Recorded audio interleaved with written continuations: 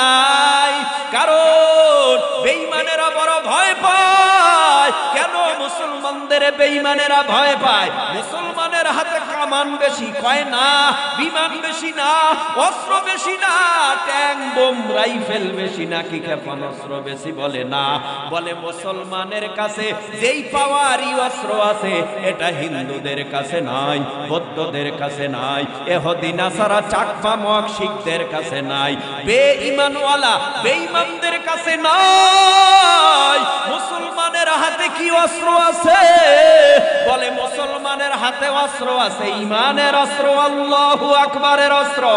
এই আল্লাহু আকবারের অস্ত্র দিয়া যদি বেঈমানদেরকে ধাওয়া দেয়, বেঈমানরা ভয়ে ইঁদুরের মতো গর্তে পালায়, ঠিক কিনা? কেন বেঈমানরা ইঁদুরের মতো গর্তে পালায়? মায়ার নবী বলেছে ১৩,০০০ বছর আগে উম্মতের দল যারা বেঈমানওয়ালা বেঈমান, ওদের ভিতরে ঈমান নাই, মুসলমানের ভিতরে ঈমান আছে। আর বেঈমানরা জমিনের মধ্যে মুর্দা মরা, ঈমানদারওয়ালারা জিন্দা, মরা মানুষ জিন্দা মানুষের সাথে লড়াই করে পারে না। তাই তো জমিনের মধ্যে সব বেঈমানেরা এক পাগড়িওয়ালারে দেখলে বড় ভয় পায়, এক বুজুর্গ আলেম উলামা পীর মাশায়েখ দেখলে বড় ভয় পায়। তদানীন্তন সময় যখন হযরতে উমর খলিফাতুল মুসলিমিন, ওই উমরের ভয় অর্ধ পৃথিবী আঙ্গুলের ইশারায় যখন শাসন করেছে, অন্যায় করতে সাহস পায় নাই। কেন? উমরের ভেতরে ঈমান ছিল, তাই তো বেঈমানেরা ভয় পেয়েছে। আজ মুসলমানদের সব বেঈমানেরা ভয় পাবে। মাঝে মাঝে বেঈমানের বিরুদ্ধে একটু তাকবীরের আওয়াজ দেওয়া লাগবে, ঠিক নেই? ভয় নাই, চিন্তা নাই, ঈমান দুর্বল, তাই তো আওয়াজ আসে না। সুদ খাইলে কি আওয়াজ থাকে? ঘুষ খাইলে কি আওয়াজ থাকে? রাগ করবা না ভাই, আমি নতুন মানুষ, তবে আমার বরিশালের কালেমা, পঞ্চগড়ের কালেমা আলাদা। তাই তো 1450 বছর কোরআন নাজিল হওয়ার বয়স হয়ে গেল, কত বেঈমান এলো আর গেল, কোরআনের মধ্যে একটা ভুল বের করতে পারে নাই। কোরআনের বাতি আলো নিভাইয়া দেওয়ার জন্য কত ষড়যন্ত্র চললো, কোন বেঈমানরা কোরআনকে জমিনে মিটায় দিতে পারে নাই, কিয়ামত পর্যন্ত পারবেও না। কারণ কোরআন নাজিল করেছেন আমার আল্লাহ, আর এই কোরআনের হেফাজতের দায়িত্ব নিছেন আমার আল্লাহ। কোরআনের সাথে যারা দুশ্মনী করবে, কোরআনকে যারা জমিনের সাথে মিটায় দেওয়ার ষড়যন্ত্র করবে, আল্লাহর কসম কোরআন মিটায় দিতে পারবে না। বেঈমানরাই আল্লাহর গজবে জমিনে মিটে যাবে। ভাইরা আমার, কোরআন এমন একটা কিতাব, যে কিতাবটা দেখলে সওয়াব, পড়লে সওয়াব, ধরলে সওয়াব, চুমু খাইলে সওয়াব। কোরআন এমন একটা কিতাব, যেই কিতাবটার ভেতরে কাগজের টুকরা ঢুকাইলে কাগজের দাম, কার্ডের উপরে রাখলে কার্ডের দাম। কোরআন এমন একটা কিতাব, যদি একটা কাপড়ের জুজদানে ঢুকানো হয়, কাপড়ের জুজদানটার দাম, ও ভাই, যদি কোরআনের সোহবতে কাগজ থাকার কারণে কাগজের দাম বেড়ে যায়, কোরআনের সোহবতে যদি কাপড় থাকার কারণে কাপড়ের দাম বেড়ে যায়, কোরআনের সোহবতে যদি কাঠ থাকার কারণে কাঠ দামি হয়ে যায়। এ যুব সমাজ, যার সিনার ভেতরে আল্লাহর কোরআন আছে, তাদের সোহবতে বসলেও তাদের দাম বাড়ায় দেবে কে? সোহবতে সালেহ তোরা সালেহ কুনাত, সোহবতে তালেহ তোরা তালেহ কুনাত। এক জামানা সোহবতে বা আউলিয়া বেহতারা जो सब साले ताअत बेनिया, मैले मोमेन सोए मोमेन मिशावात, मैले काफिर सोए काफिर मिशावात। কে করেছে? আরো আসতে বলেন। আমার সাউন্ড আসতে হবে, আপনাদেরটা জোরে হবে। রাজি আছেন? হ্যাঁ, তাহলে বলেন আল্লাহু আকবার। হয় না, হয় না, এই আওয়াজে কাজ হবে না। সারা দুনিয়ার বেঈমানেরা ধর্ম আলাদা আলাদা আলাদা আলাদা, হিন্দু ধর্ম আলাদা, বৌদ্ধ আলাদা, ইহুদি আলাদা, নাসারা, চাকমা, মগ, শিখ, খ্রিস্টান ধর্ম আলাদা আলাদা আলাদা আলাদা, কিন্তু এরা মুসলমানকে দুনিয়ার থেকে বিদায় করার বেলায় সবাই এক। কিন্তু আমরা মুসলমান, আমাদের ভিতরে এখনো পর্যন্ত চেতন ফিরে না। সারা দুনিয়ার বেঈমানেরা এক হইয়া মুসলমান কচু কাটা করার জন্য তৈয়ার। এ মুসলমান, তুমি যেই দলেই করো, তুমি রাজনৈতিক ব্যানারের যেই দলের লোক, তুমি যেই পীরের এই মুরিদ হও, তোমার কাছে আমার অনুরোধ, সব বেঈমানেরা যেহেতু ঐক্য হয়ে গেছে, এখন মুসলমানের ঐক্যের পালা। এই ভূখণ্ড জন্মভূমি হেফাজতের জন্য আমাদের সকলের মেহনত করতে হবে, কাজ করতে হবে। তাতে যদি জীবনটাও যায়, জীবন দিয়া দিব, তবুও এই 56,000 বর্গ মাইলের 1 ইঞ্চি মাটি বেঈমানের হাতে তুলে দেব না। এক হতে হবে রে মুসলমানের দল, এক হতে হবে। চিন্তা নাই, টেনশন নাই, কারণ বেঈমানেরা বড় ভয় পায়। কেন মুসলমানদের বেঈমানেরা ভয় পায়? মুসলমানের হাতে কামান বেশি, কয় না, বিমান বেশি না, অস্ত্র বেশি না, ট্যাঙ্ক বোম রাইফেল বেশি না, কি ক্ষেপণাস্ত্র বেশি বলে না। বলে মুসলমানের কাছে যেই পাওয়ারই অস্ত্র আছে, এটা হিন্দুদের কাছে নাই, বৌদ্ধদের কাছে নাই, ইহুদি, নাসারা, চাকমা, মগ, শিখদের কাছে নাই, বেঈমানওয়ালা বেঈমানদের কাছে নাই। মুসলমানের হাতে কি অস্ত্র আছে? বলে মুসলমানের হাতে অস্ত্র আছে, ঈমানের অস্ত্র, আল্লাহু আকবারের অস্ত্র। এই আল্লাহু আকবারের অস্ত্র দিয়া যদি বেঈমানদেরকে ধাওয়া দেয়, বেঈমানরা ভয়ে ইঁদুরের মতো গর্তে পালায়। ঠিক কিনা? কেন বেঈমানরা ইঁদুরের মতো গর্তে পালায়? মায়ার নবী বলেছে ১৩,০০০ বছর আগে উম্মতের দল যারা বেঈমানওয়ালা বেঈমান, ওদের ভিতরে ঈমান নাই, মুসলমানের ভিতরে ঈমান আছে। আর বেঈমানরা জমিনের মধ্যে মুর্দা, মরা। ঈমানদারওয়ালারা জিন্দা, মরা মানুষ জিন্দা মানুষের সাথে লড়াই করে পারে না। তাই তো জমিনের মধ্যে সব বেঈমানেরা এক পাগড়িওয়ালারে দেখলে বড় ভয় পায়, এক বুজুর্গ আলেম উলামা পীর মাশায়েখ দেখলে বড় ভয় পায়। তদানীন্তন সময় যখন হযরতে উমর খলিফাতুল মুসলিমিন, ওই উমরের ভয় অর্ধ পৃথিবী আঙ্গুলের ইশারায় যখন শাসন করেছে, অন্যায় করতে সাহস পায় নাই। কেন? উমরের ভেতরে ঈমান ছিল, তাই তো বেঈমানেরা ভয় পেয়েছে। আজ মুসলমানদের সব বেঈমানেরা ভয় পাবে। মাঝে মাঝে বেঈমানের বিরুদ্ধে একটু তাকবীরের আওয়াজ দেওয়া লাগবে, ঠিক নেই? ভয় নাই, চিন্তা নাই, ঈমান দুর্বল, তাই তো আওয়াজ আসে না। সুদ খাইলে কি আওয়াজ থাকে? ঘুষ খাইলে কি আওয়াজ থাকে? রাগ করবা না ভাই, আমি নতুন মানুষ, তবে আমার বরিশালের কালেমা, পঞ্চগড়ের কালেমা আলাদা। এখনো অনেকে কথা বলে, কারণ এই কথা বের করার জন্য আমি এত চতুর্মুখী কথা বলতাম, এরপরও কথা বলেন, রাগ করতেছেন। আমারে ওয়াজ করার মতো একটা পরিবেশ কইরা দেন, একটু কথা বলি। সব দিকের ঝামেলা হলে তো কথা বলা যাবে না। তাহলে আমার বরিশালের কোরআন, আপনাদের পঞ্চগড়ের কোরআন আলাদা। আর ওজোরে ওই পিছনের ভাইরা, ওই মাথায় হাত দিয়ে কে বই রইছে, আপনারা একটু চুপ থাকেন, আমি মাঠটা একটু গুছাই আনি। পিছনের ভাইরা একটু আওয়াজ দেন, আল্লাহু আকবার। আপনারা দিলেন কেন? পিছনের নাস্তিকতা নিপাত যাক, দিন ইসলাম জিন্দাবাদ, কোটি প্রাণের একই আওয়াজ। খোদাদ্রোহী সার পাবে না, এই বাংলায় ঠাই হবে না, মুসলমানরা জেগেছে আজ।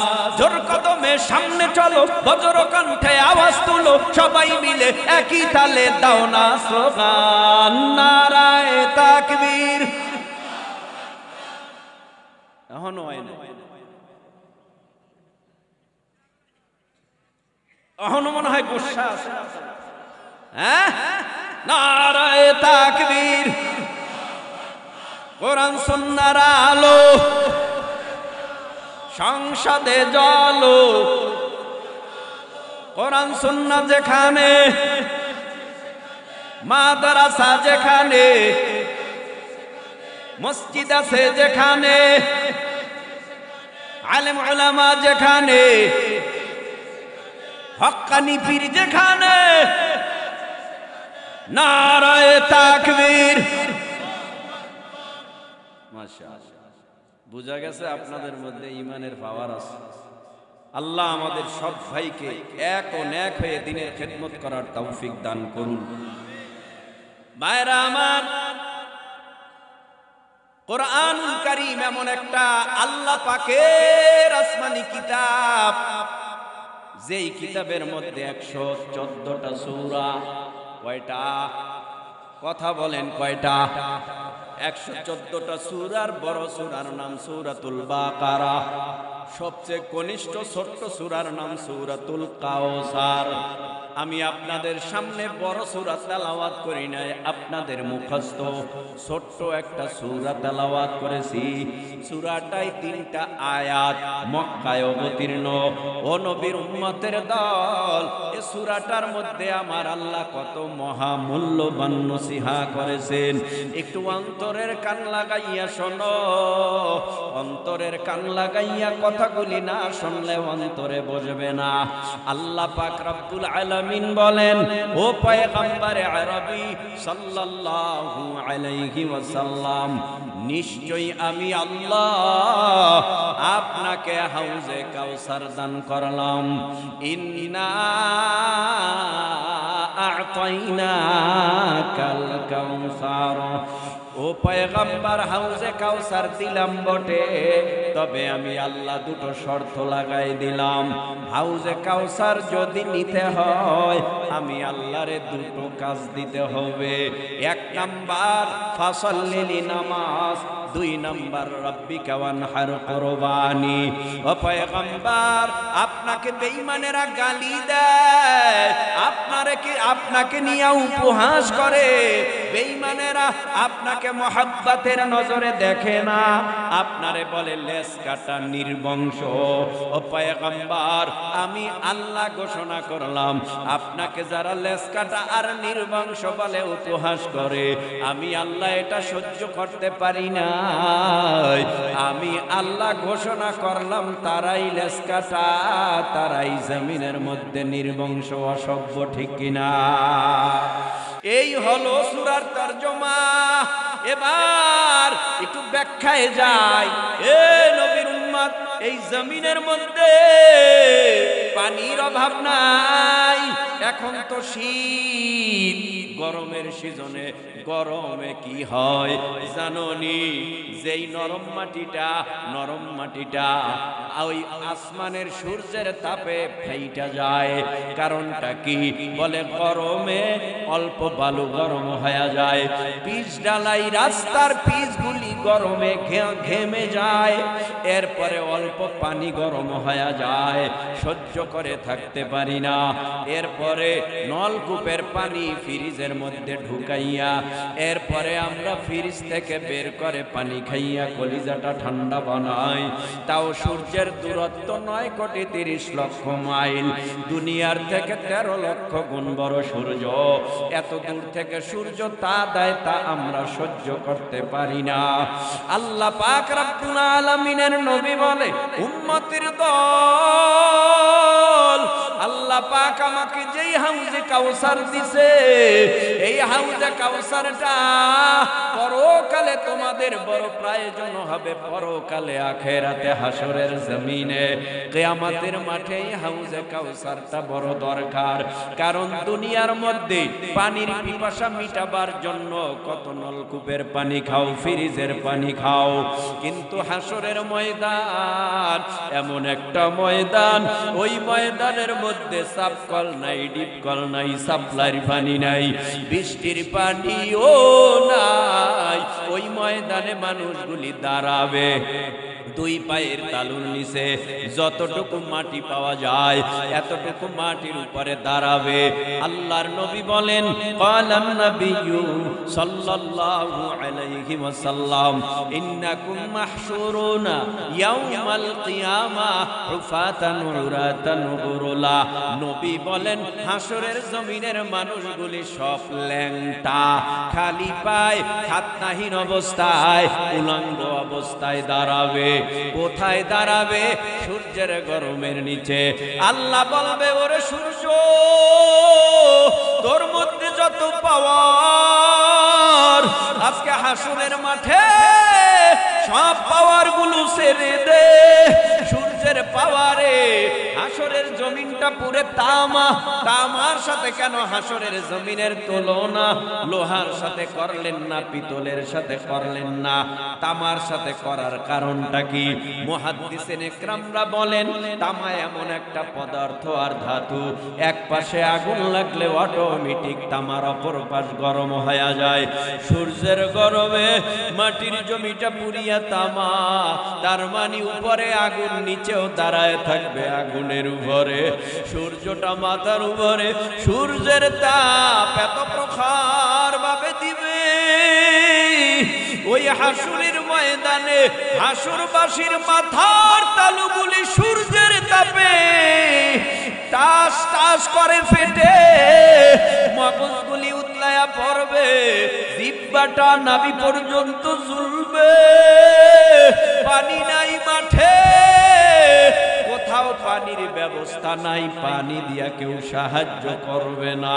ওই ময়দানে আমার মা, ওই ময়দানে আমার বাবা, ওই ময়দানে আমার পীর, ওই ময়দানে আমার দলপতি, যার যার টেনশনে শেষে ব্যস্ত থাকবে। আমার খোঁজ খবর কেউ নিবে না, তোমার খোঁজও কেউ নিবে না, কারণ ওই ময়দানে তোমার পাপ তোমার কাঁধে, আমার পাপ আমার কাঁধে। ওই ময়দানে তোমার নেক তোমার কাঁধে, আমার নেক আমার কাঁধে। কারণ দুনিয়ার জমিনের মধ্যে বসে তুমি আমি যা করতেছি সব লিপিবদ্ধ হইতেছে। মালি হাযাল কিতাবি লা ইউগাদিরু সাগীরাতান ওয়ালা কাবীরাতান ইল্লা আহসাহা।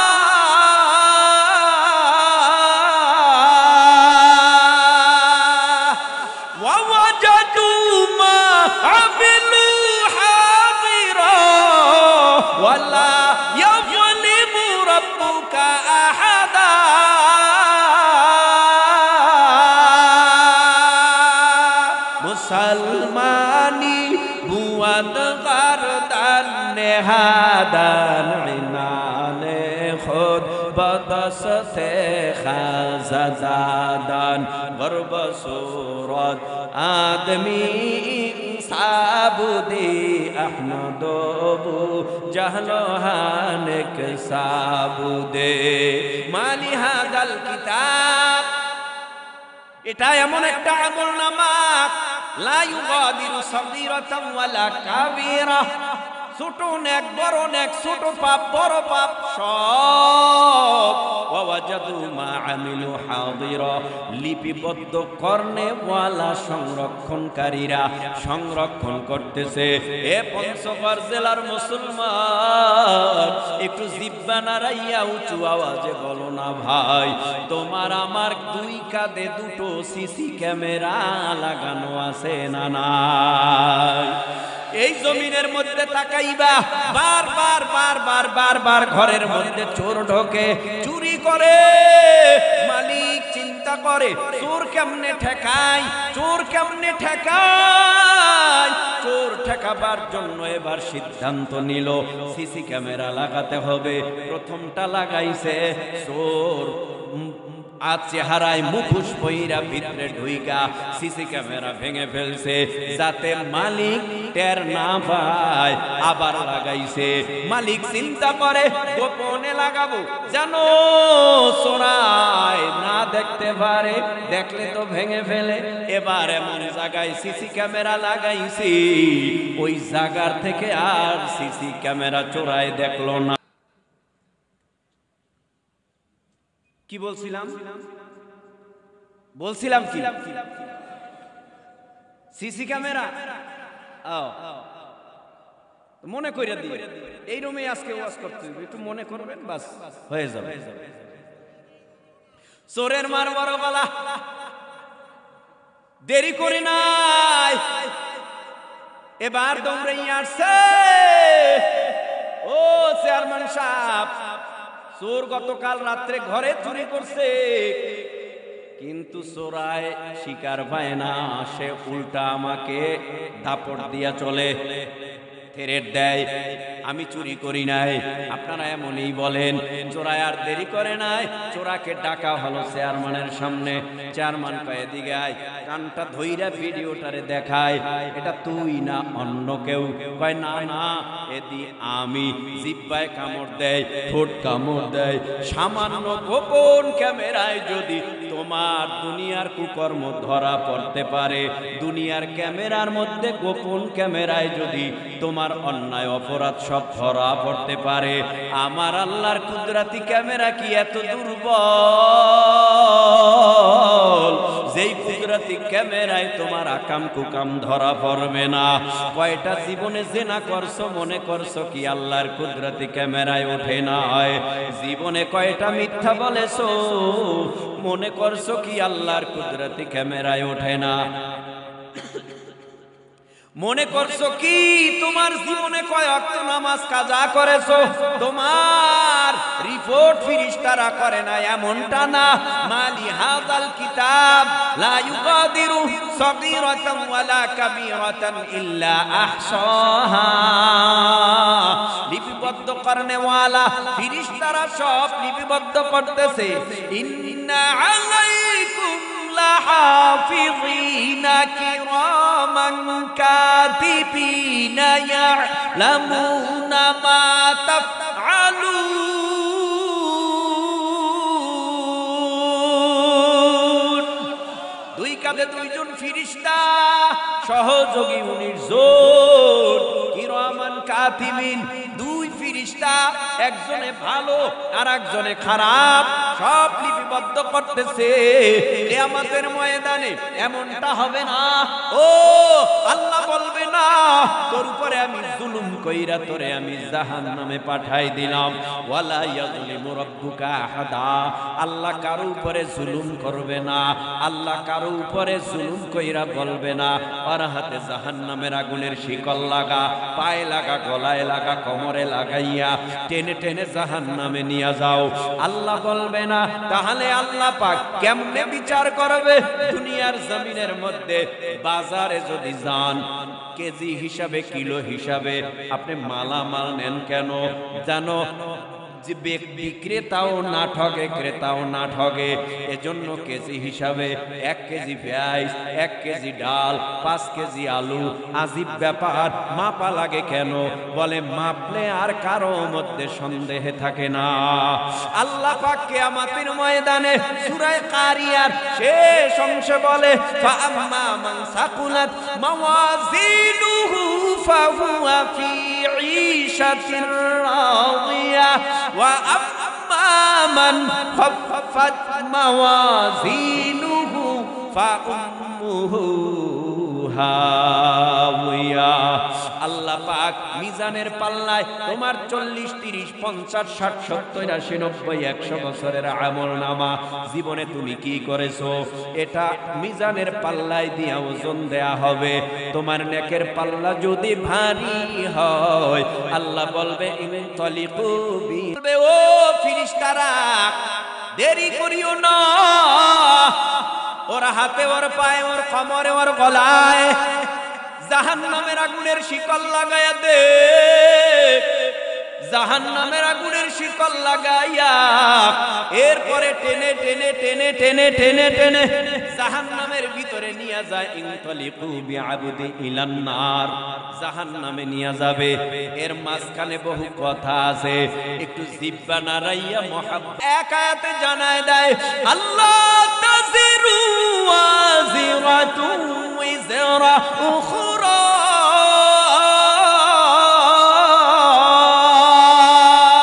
কথা কয় না। আপনারা জালিমের পক্ষে আছেন, মাথা ঝুলান কেন? জালিমের পক্ষে, ফেরাউনের পক্ষে, নমরুদের পক্ষে, হামান কারুন সাদ্দাতের পক্ষে। এরা তো জালিম, এরা তো জালিম।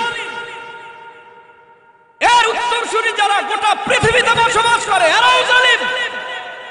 কিয়ামত পর্যন্ত যত জালিম আসবে এদেরকে তো আমরা জালিমই বলবো।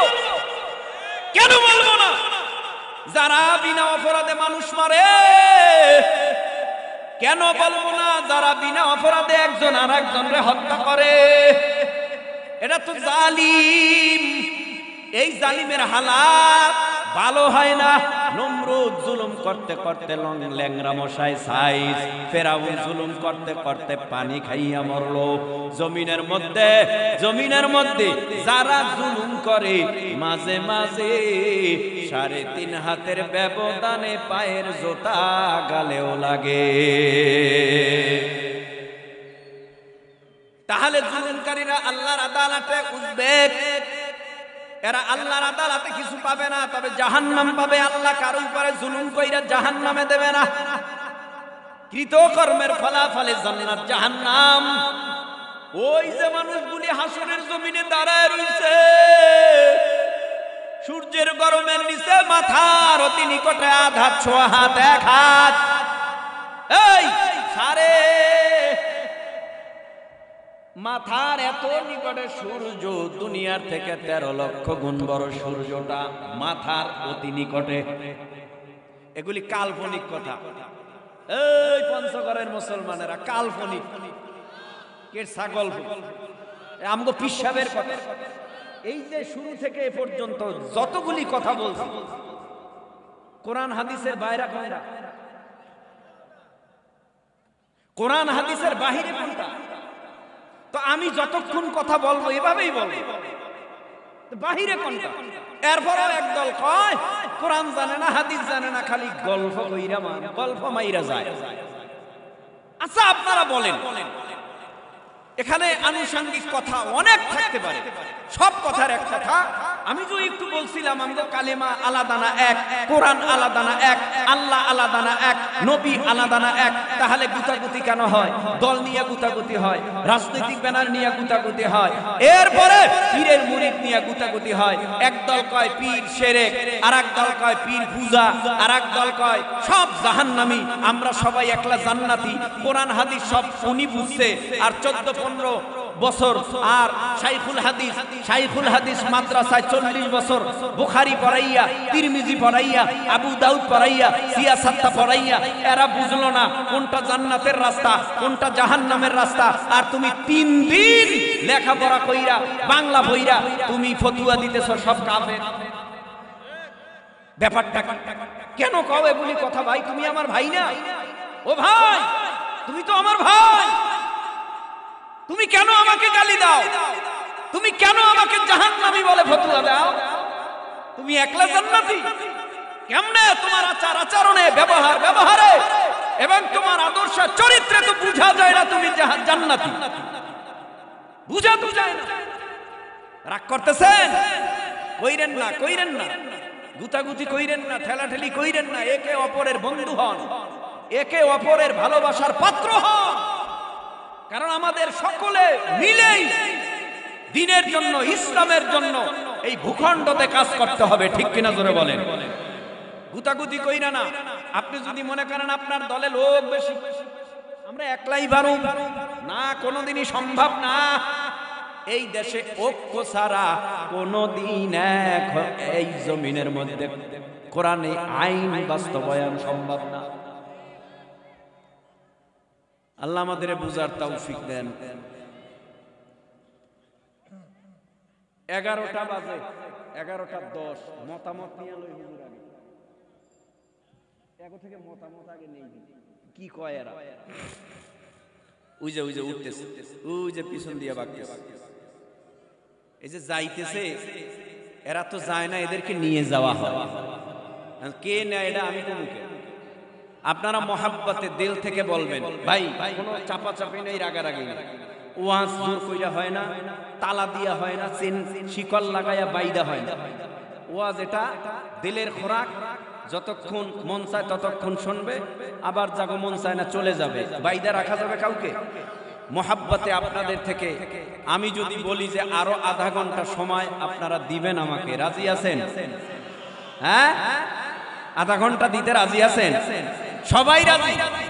যদি বেশি হয়, হ্যাঁ, যদি সারা রাত হয়, কারা কারা সারা রাতের পক্ষে? নারে তাকবীর! সারা রাত বয়ান হবে না, কিছুক্ষণের মধ্যেই মোনাজাত হবে। তবে কথা হলো আমলের নিয়াইতে শুনতে হবে।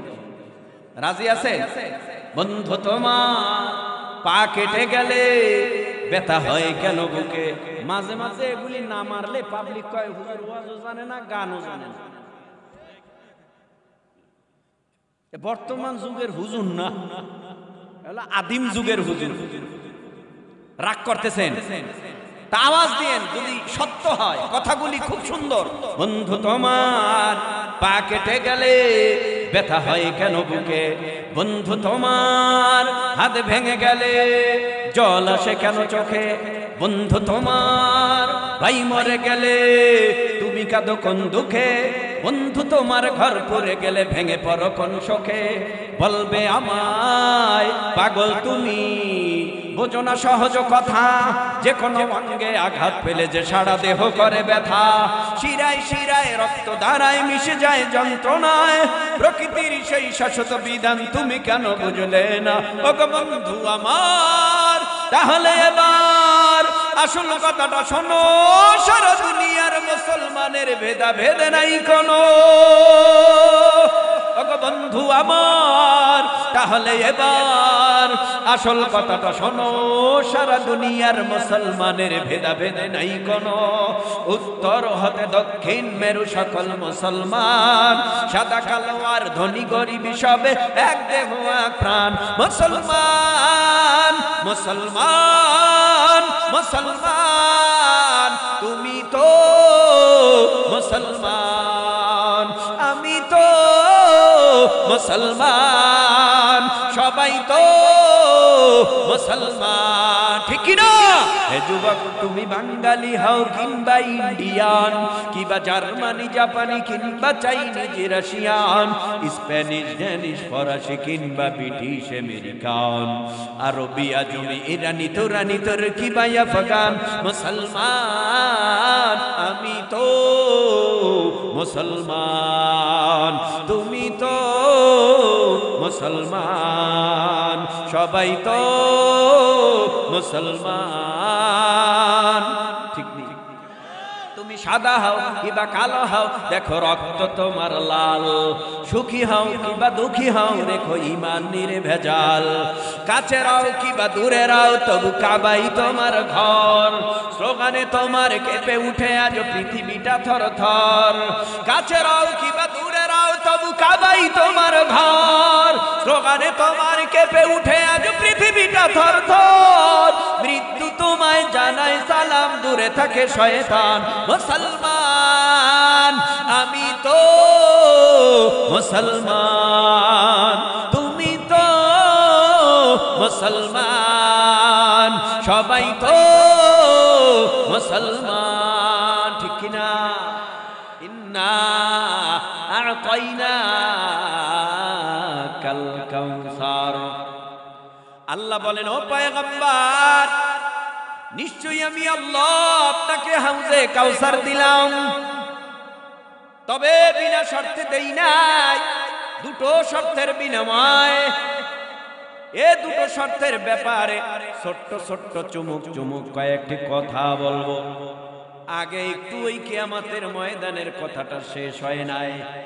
এ যুব সমাজ, তরুণ ও পর্দার অন্তরালার মা বোনেরা, দেখো চোখের দুই ফোঁটা পানি ফেলতে পারো কিনা মাগো।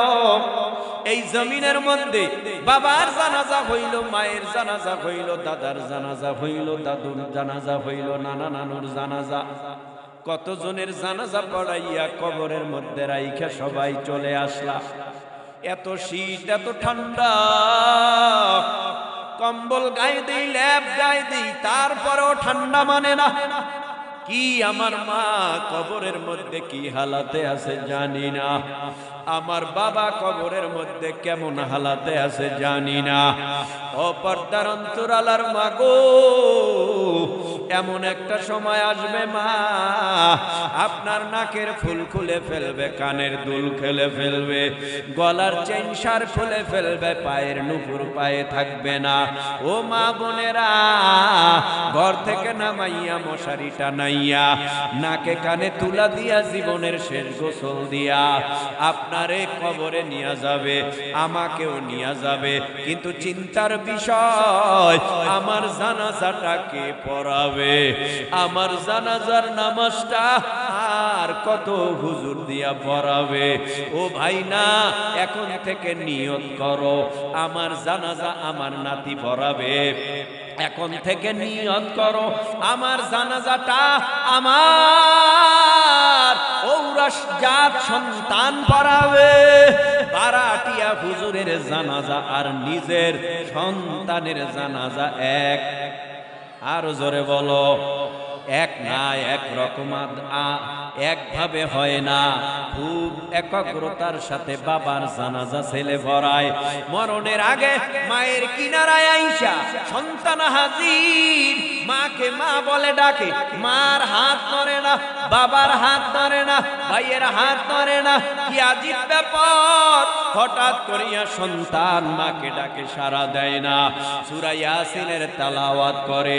আলেম হইলে কি লাভ জানো? যদি সন্তানটা কোরআনের হাফেজ হয়, আলেম হয়, কি লাভ হবে জানো? তোমার বাবা, তুমি তোমার সন্তানকে আলেম বানাইছো তোমার পাশে বইসা।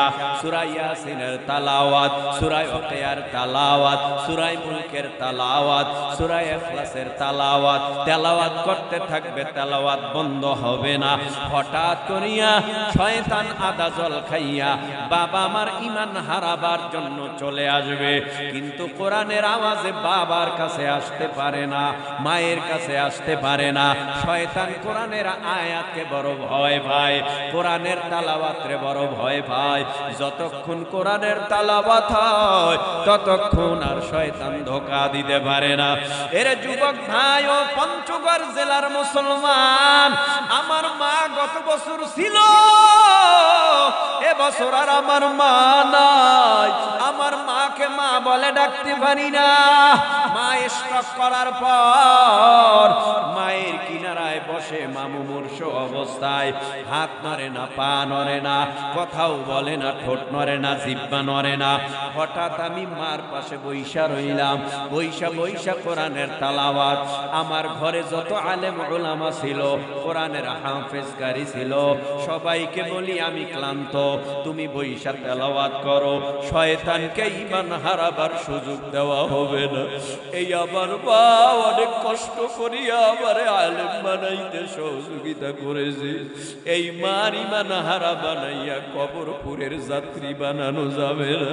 তোরা বইসা কোরআনের তেলাওয়াত কর, কোরআনের তেলাওয়াত যত করবি মার আত্মায় তত বেশি শান্তি পাবে। শয়তান ধোঁকা দিয়া জাহান্নামী বানাইতে পারবে না। ভাতিজা ভাই আত্মীয় স্বজন তেলাওয়াত করতেছে, মরণের আগে নজর করে দেখছি মায়ের জিহ্বাটা কেমন জানো নরে নরে নরে নরে। তখন চিন্তা করে দেখলাম, যেই মা জিহ্বা নাড়ায় না, যেই মা ঠোঁট নাড়ায় না, এদি মরণের আগে মা যেন মনে হয় আল্লাহর নামের জিকির করে। আমি চিন্তা করলাম, আমার মা কত ভাগ্যবান, আমার মা যেই মা মরণের সময় সন্তানের সূরা ইয়াসিনের তেলাওয়াত শুনতে শুনতে মারা গেল। যেই মা নিজের সন্তানের জানাজা পেল, যেই মা নিজের সন্তানের হাতে কাপন দাপন পেল, সবাই চলিয়া গেছে, আমরা ভাইরা আর চলে যাই নাই।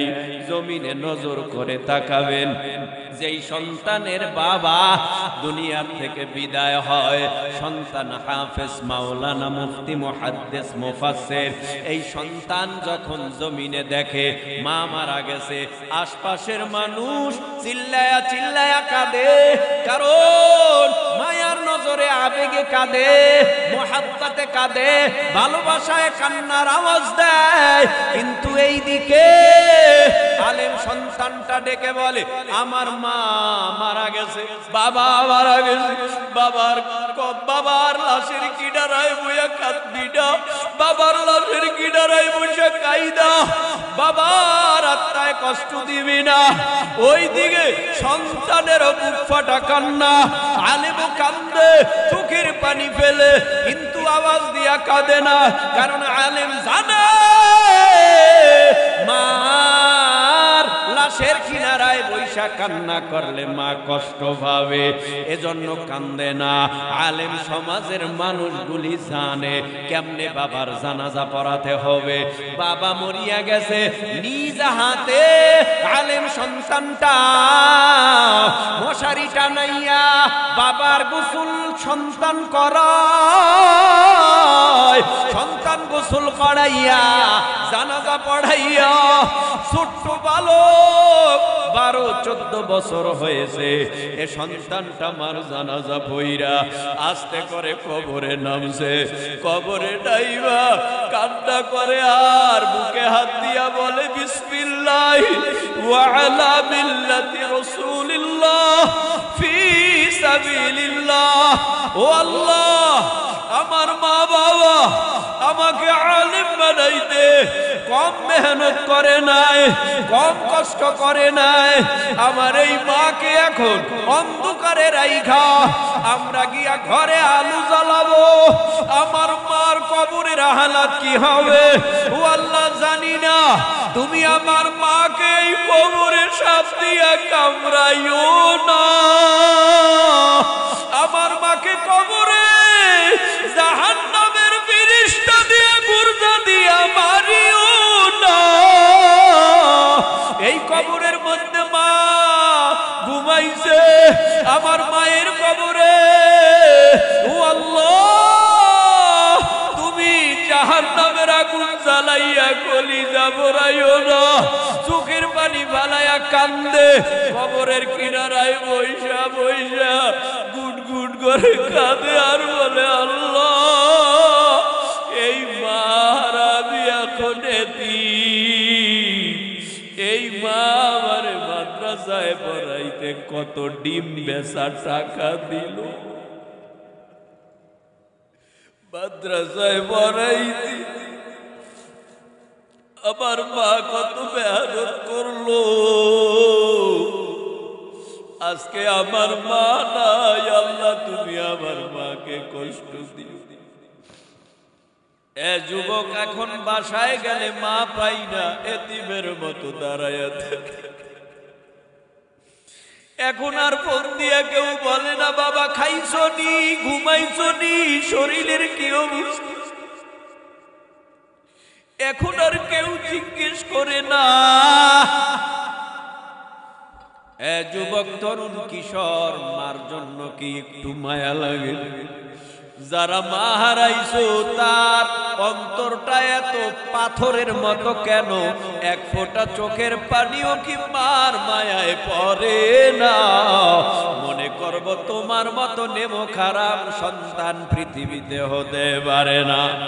ওই মা, ওই বাবা, একটু মহাব্বতের দিল লাগাইয়া শোনো, ওই হাসরের ময়দানে আমার এই মা আমাকে চিনবে না, বলবে তোর মতো সন্তান আমি চিনি না, আমি আমার পেটে বাচ্চা 10 মাস 10 দিন গর্ভ নেই নাই, বলবে না না আমি তোরে চিনি না।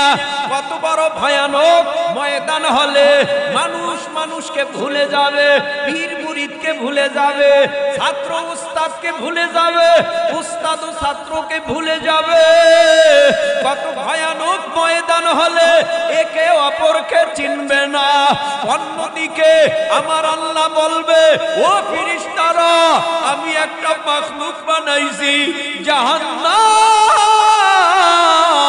দেরি করিস না, জাহান্নামটা একটু শিকল লাগাইয়া কিয়ামতের মাঠে আন।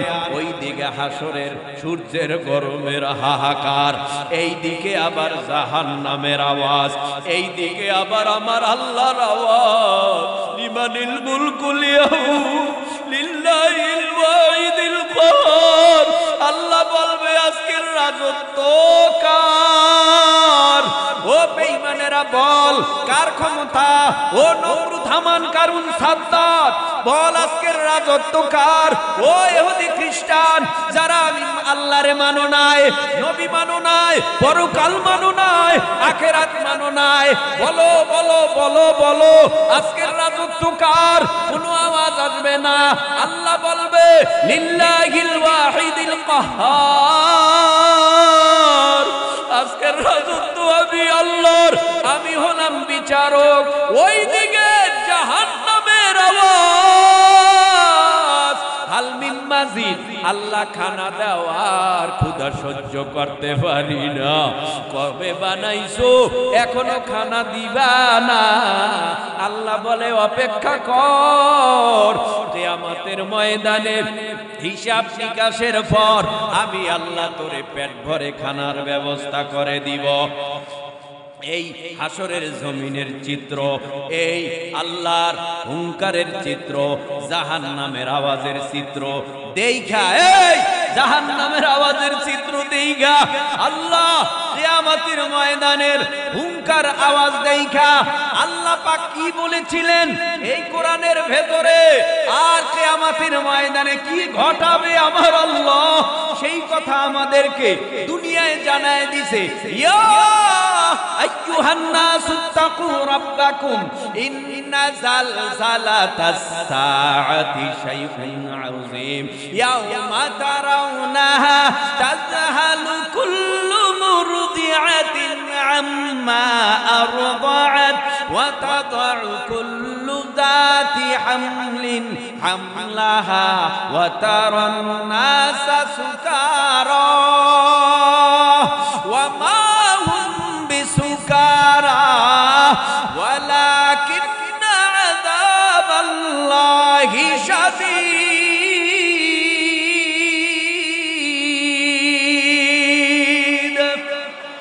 আল্লাহ বলেন, হে গোটা পৃথিবীর মানব মণ্ডলী, মানব জাতিরা, তোমরা আমি আল্লাহরে ভয় করো। কেন করবা জানো? ইন্না জালজালাতাস সাআতি শাইউন আযীম। কিয়ামতের প্রকম্পন, ভূমিকম্প বড় মারাত্মক। ওই দিন দুধদাইনী মা দুধের বাচ্চাকে ভুলে যাবে, গর্ভদাইনীদের গর্ভগুলি টাস টাস করে খালাস হয়ে যাবে। ওই দিন মনে হবে মানুষগুলি মাতাল আর পাগল। কেউ মাতালো না, কেউ পাগলও না। আল্লাহর ভয়ে সব মানুষগুলি দিশাহারা হয়ে যাবে। ওই ময়দানে আদম নবী এই কিয়ামতের মাঠের অবস্থা দেখিয়া, জালজালা দেখিয়া, কাঁপুনি দেখিয়া, ওই কিয়ামতের ময়দানে ভূমিকম্প দেখিয়া, আল্লাহর রাগ দেখিয়া আদম নবী বলবে, আল্লাহ আমারে বাঁচাও, ইয়া নফসি আমারে বাঁচাও। মুসা নবী, ইয়া নফসি আমারে বাঁচাও। ইদ্রিস নবী, ইয়া নফসি আমারে বাঁচাও। ইব্রাহিম নবী, ইয়া নফসি আমারে বাঁচাও।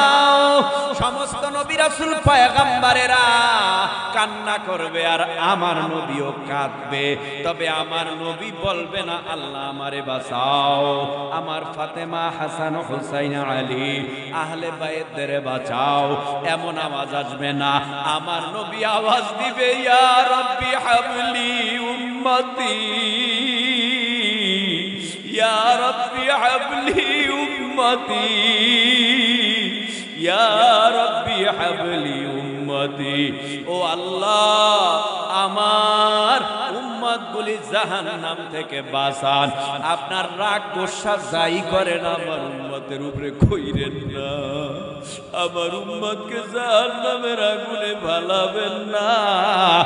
আমার উম্মত যদি জাহান্নামে যায় আমি নবী সহ্য করতে পারবো না।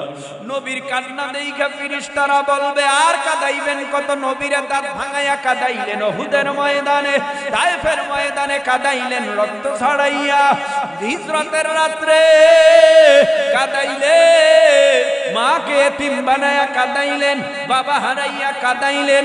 আর কাঁদাইয়েন না, আমরা সহ্য করতে পারি না। আল্লাহর রহমতের দরিয়ার ভেতরে জোশ মেরে যাবে, আল্লাহ বলবে ইয়া মুহাম্মদ ইরফা রাসাকা ওয়াসাল তুতা ওয়াশফাতু রাব্বা। ও নবী আপনি কাঁদবেন না, আপনার কান্না আমি আল্লাহ সহ্য করতে পারি না। আপনি যা চাবেন আপনার কথা শোনা হবে তাই দিব। আল্লাহর নবী মাথা উঠাবে, আল্লাহ মাথা উঠাইতে বলবেন, নবী মাথা উঠানোর সাথে সাথে দেখবে নবীর চোখের পানি গাল বেয়ে বেয়ে পড়বে। আল্লাহ বলবেন নবী আপনারে তো কাঁদতে বলি নাই, মাথা তুলতে বলেছি, আপনি কাঁদবেন না, আপনার কান্না আমি আল্লাহ সহ্য করতে পারি না। আপনি কি চান? ও আল্লাহ আপনি না আমারে বলছেন আমি আপনার দোস্ত, আপনি না বলছেন আমি আপনার হাবিব, আপনি না আমারে অনেক মায়া করেন, আপনি না আমারে অনেক দয়া করেন, আপনি না আমারে না বানাইলে জাহান্নাম বানাইতেন না, আপনি না আমাকে না বানাইলে কিছুই সৃষ্টি করতেন না। আপনি আমার কথাটা রাখেন। কি বলো কি কথা? চোখের পানি আগে মুছেন, কয় না পরে মুছবো। আপনি আমার কথা না রাখলে আমি কান্না থামাবো না। বলে কি কথা তোমার বলো? তখন নবী বলবে আমার উম্মত আপনার জাহান্নামে খাইয়া ফেলবে, জাহান্নাম ফিরান, আমি সহ্য করতে পারি না। আল্লাহ বলবে নবী আমি এই পানিটুকু আপনার হাতে দিলাম, ছিটাইয়া দেন জাহান্নামের গায়ে। জাহান্নামের গায়ে ছিটাবার আগে নবী বলবে এত বড় জাহান্নাম কেমনে ফিরাবে এই পানি দিয়া? কয় আপনি জানেন না এই পানির কেমন পাওয়ার? চোখের পানির কান্নায় একজনের আর একজনের দরদ লাগে, মায়া লাগে, মহব্বত লাগে। একজনের কান্না দেখলে আর একজনেও কান্না রাখতে পারে না। কারণটা কি? বলে মায়ায়। আল্লাহর নবী বলবেন সামান্য পানি কিসের? কয় আপনি ছিটায়া দেন। আল্লাহর ওয়ার্ডারে কিয়ামতের মাঠে জাহান্নামের গায়ে যখন পানিটা ছিটায় দেবে, জাহান্নাম কেত কেত কেত কেত আওয়াজ দিয়া জাহান্নামের স্থানে জাহান্নাম দ্রুত বেগে ভেগে যাবে। নবী বলবেন এটা কেমন পানি? আল্লাহ বলবেন এটা আপনার উম্মতের চোখের পানি, এটা আমার বান্দার চোখের পানি। যখন রাত গভীর হয়ে গেছে, বান্দারা মাহফিলে যাইয়া গুনার কথা স্মরণ করিয়া গভীর রাত্রে চোখের পানি বালায়া কাঁদছে আর বলছে ও আল্লাহ জাহান্নামের এক সেকেন্ডের আযাব সহ্য করতে পারবো না। আল্লাহ তুমি আমারে এই বলে কান্না করেছে। আল্লাহ বলবেন এই গুনাহগার উম্মতের চোখের পানিটা এমন মেডিসিন জাহান্নামকে ফিরাইয়া দেয়। তার মানে চোখের পানি ফালায়া যারা কানবে আমার আল্লাহ তাদেরকে জাহান্নামের আগুনে জ্বালাবে না। জাহান্নামের ভয়ে কাঁদো আজকের সমাজের ওয়াজ উল্টা পাল্টা হয়ে গেছে। ওয়াজে মানুষ আসবে, 2 ফোঁটা চোখের পানি ফালাবে, মোনাজাতে কান্না করবে, জীবনের গুনার জন্য মাপ চাবে, কিন্তু আজকের মাহফিলগুলিতে চোখের পানি নাই, হাসি ঠাট্টা আনন্দের অনুষ্ঠানের মতো হয়ে যায়। এমন ওয়াজ যেন না হয় যদি চোখের পানি না আসে কান্নার বাহানা করা। ও আল্লাহ, আমার মতো অপরাধী আর কেউ নাই, সকল অপরাধীরে আমার আল্লাহ মাফ কইরা দিছে। নবী ছাড়া তদানীন্তন সময় কালেমার দাওয়াত নবী যে দিয়েছে, যারা কালেমা পড়ছে, কালেমা পড়ার আগে তো সবাই জাহান্নামী ছিল। ওমর আলী ওসমান সমস্ত মানুষগুলি দামি হয়ে গেছে।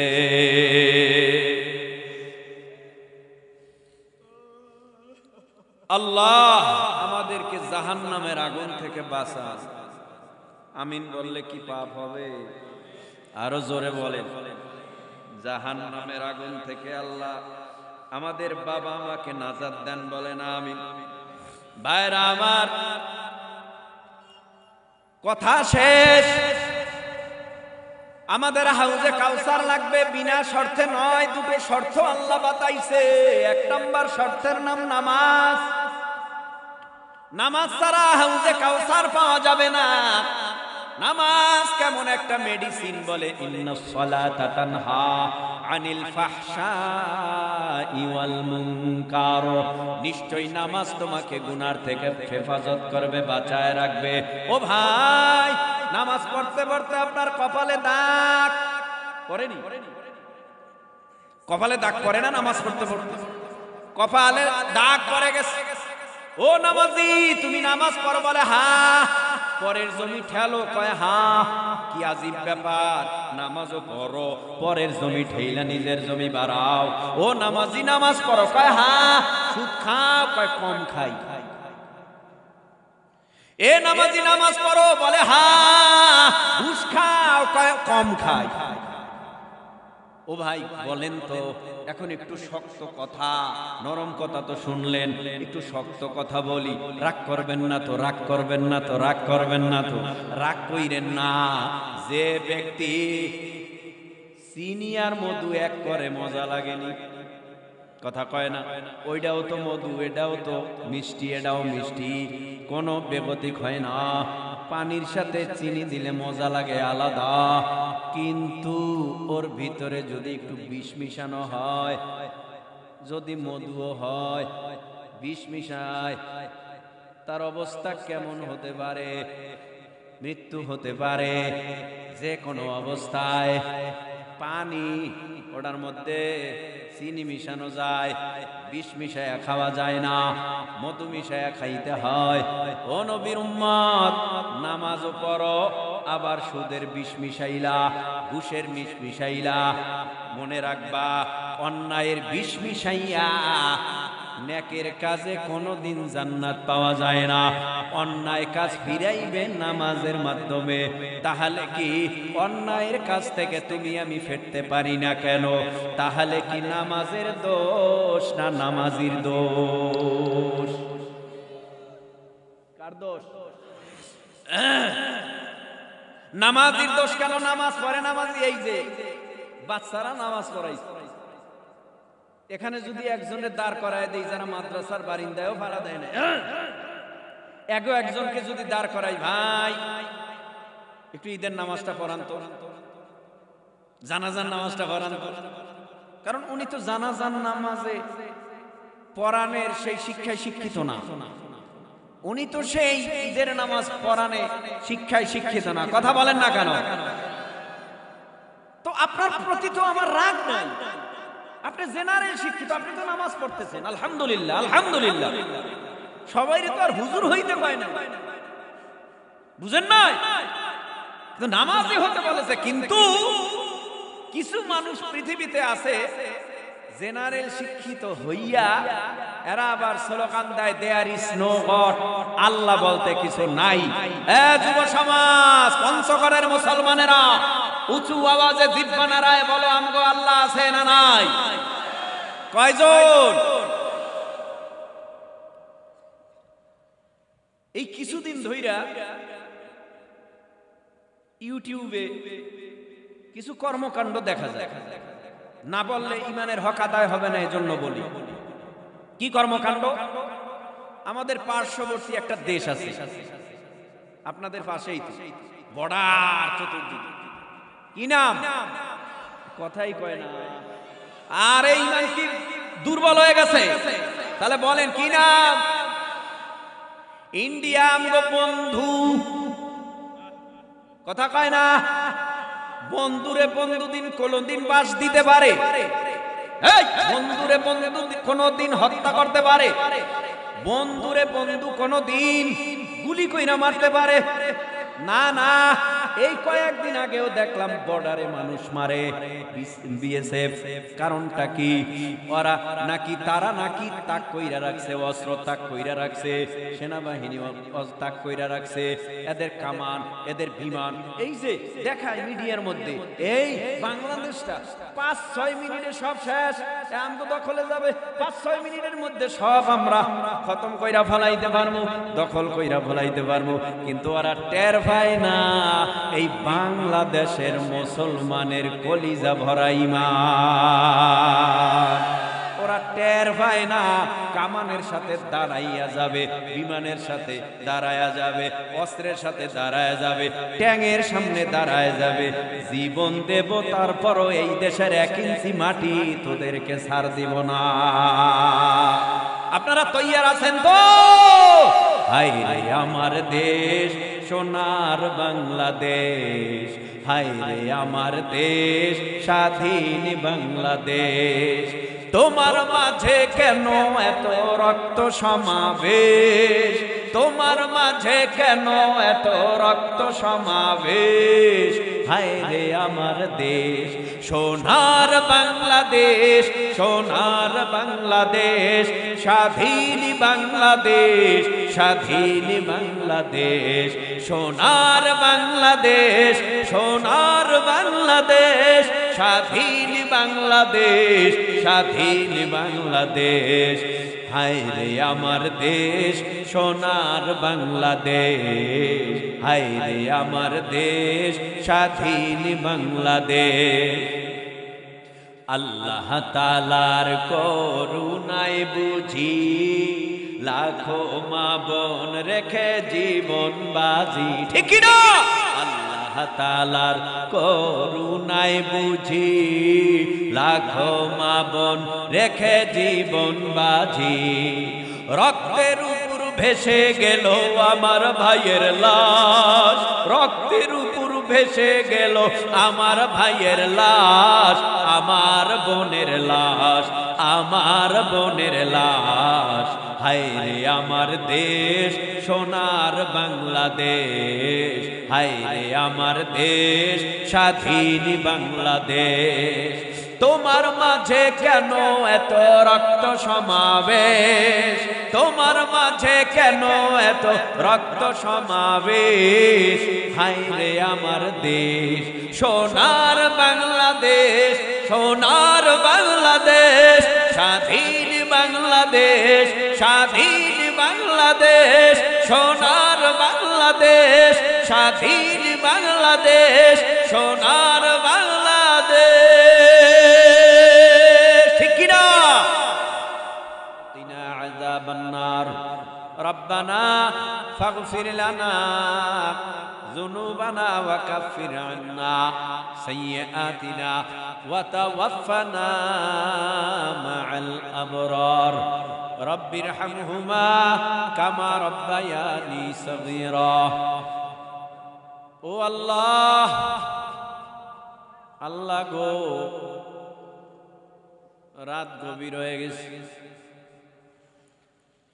কারো ঘরের দরওয়াজা খোলা নাই, সব দরওয়াজা বন্ধ। সুপ্রিম কোর্ট, হাইকোর্ট, জজ কোর্ট, আদালতের দরজাগুলি বন্ধ। এই গভীর রাত্রে যদি কেউ কারো বাড়িতে ভুলে ঢুকিয়া যায়, সোর সোর করে তাড়ায়া দিবে।